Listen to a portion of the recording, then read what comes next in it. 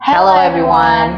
For today's junior and senior high school teachers participated in the 7 Habits Foundation workshop.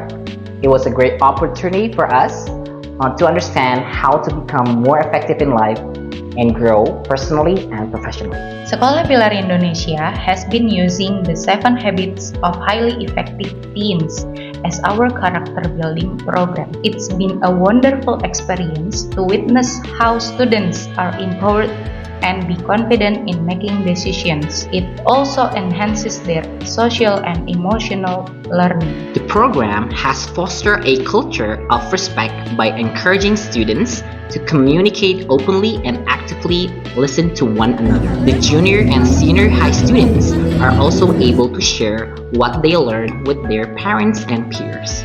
We're so proud of our proactive students.